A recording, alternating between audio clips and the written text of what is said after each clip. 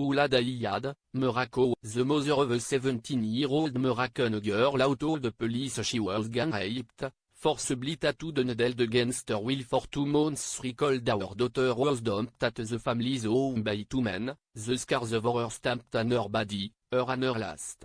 The harrowing case in the nation where violence against women is widespread but largely ignored has sparked a public outcry, with people taking to social media to demand justice and the petition campaign invoking the teenager's name, We Are All Dead. The teen, whose story has dominated Moroccan media since an online video was posted last week showing her arms, legs and neck covered in crude tattoos and cigarette burns, told authorities she was released in mid-August after 2 months in captivity. In an interview Wednesday with the Associated Press, her distraught mother said she fainted when she saw her daughter's discredited body and asked whether the girl would ever again be the daughter she knew. I was caught off guard when those criminals brought my daughter and I saw in this condition. I fainted.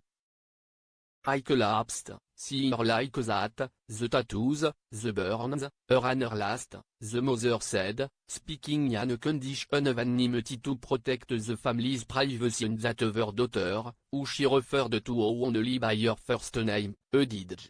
Why did they do this to my child? Are they beasts? Will my daughter ever return to the way she was? The mother asked.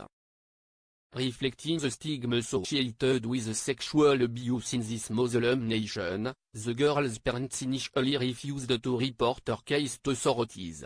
But she insisted, her mother said. She picked up the family records and just went to the gendarme. I followed her. As the mother spoke, rabbits and chickens roamed about the cement floor of the family's run-down home in the town of Oulad Ayad in the Atlas Mountains of central Morocco, a rural region rife with poverty and high rates of illiteracy and unemployment. 12 suspects are in custody in the alleged kidnapping and rape, and 3 are still at large, according to Ibrahim Hashane, a volunteer lawyer with pressing the case. He said Wednesday that an examining judge had ordered an investigation and the hearing was scheduled for September 6.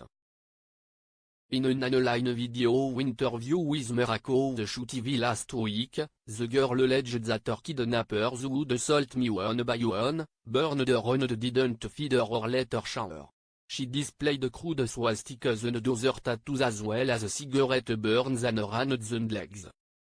The teen said that 2 men kidnapped her at a knife point when she was visiting her aunt during the May to June holy months of Ramadan, before selling her to other men in exchange for money or drugs.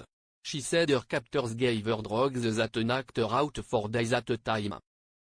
The horrific account has sparked calls for an end to culture that turns a blind eye to sexual assault and other violence against women, with nearly 75,000 people signing a petition urging action.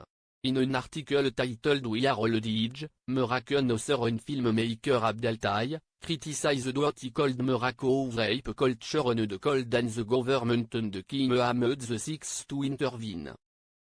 It was signed by dozens of Moroccan intellectuals. We will move on. A new source of collective excitement. Nothing will be done, he wrote. And as always, it is women who pay the price of all the dysfunctions of a society that still does not want to grow. Rape victims in Morocco often face backlash in a conservative society where they are often blamed for their ordeal. In the case of Edidj, relatives of some of the suspects and others have come forward to cast aspersions on her character. Them was Hussein Archi, president of the Moroccan Association for the Defense of Human Rights, who cautioned that her allegations should be viewed with caution and claimed that she was known in town for associating with drug users, something that her mother strongly denied. Abdelwad Sadi, a social worker and a neighbor of the teen's family, said no circumstances could excuse the alleged assault. This girl is a minor. She says she has been abused and raped. Her words must be taken seriously, he said. In Morocco, violence against women remains widespread and largely taboo subject.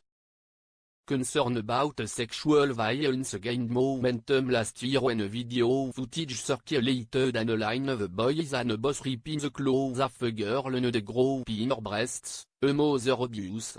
Neither the passengers nor the bus driver intervened. In February, Parliament passed laws that recognizing some forms of abuse for the first time and criminalizing some forms of domestic violence. But critics say it doesn't go nearly far enough.